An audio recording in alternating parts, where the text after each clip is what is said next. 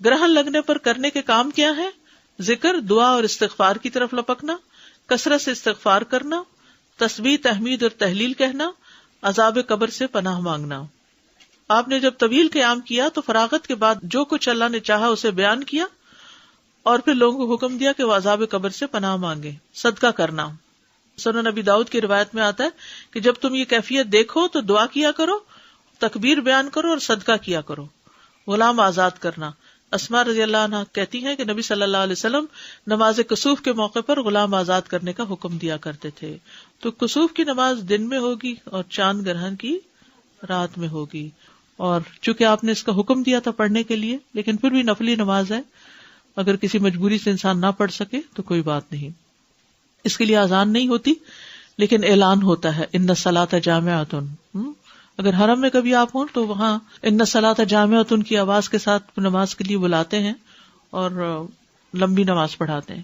اور اس میں حضرت عائشہ کہتی ہیں کہ سورج بے نور ہوا ایک بار آپ کی زندگی میں، آپ مسجد میں تشریف لے گئے، لوگوں نے آپ کے پیچھے صفیں بنائی اور پھر آپ نے تکبیر تحریمہ کہی۔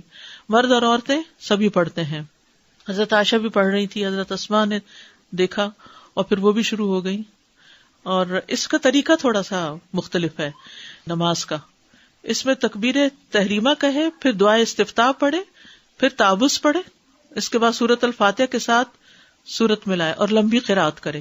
ثم یرکع رکوعا طویلا، پھر لمبا رکوع کرے، پھر رکوع سے سر اٹھا کر سمع اللہ لمن حمد ربنا ولک الحمد کہے، پھر دوبارہ سے سورۃ فاتحہ پڑھے، سجدے میں نہیں جانا ابھی، ٹھیک ہے، اور پھر سورۃ فاتحہ کے ساتھ کسی دوسری سورت کو ملا کر لمبی قرات کرے، تاہم پہلی رکعت یا پہلے قیام سے یہ قیام تھوڑا کم ہوگا۔ پھر دوسری مرتبہ لمبا رکوع کرے لیکن پہلے رکوع سے قدرے کم لمبا ہوگا، پھر رکوع سے سر اٹھائے، ٹھیک ہے، یعنی رکوع بھی تھوڑا لمبا لیکن پہلے رکوع سے کم، پھر رکوع سے سر اٹھائے، کافی دیر کھڑا رہے، سمع اللہ لمن حمد ربنا ولک الحمد پڑھے، پھر دو لمبے لمبے سجدے کرے، اسی طرح دونوں سجدوں کے درمیان بھی کافی دیر بیٹھے، یعنی جلسہ میں۔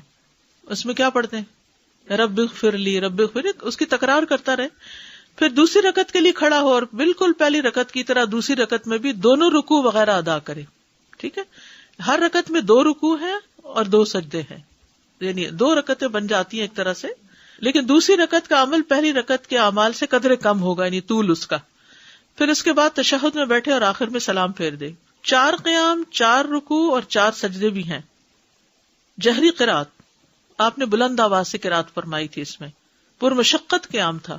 حضرت عائشہ کہتی ہیں کہ رسول اللہ صلی اللہ علیہ وسلم کے زمانے میں سورج کو گرہن لگ گیا تو آپ نے بڑا پرمشقت قیام، یعنی بہت دیر کھڑے رہے، لمبا قیام کیا۔ آپ کا قیام سورۃ البقرہ کی قرات کی طرح طویل تھا۔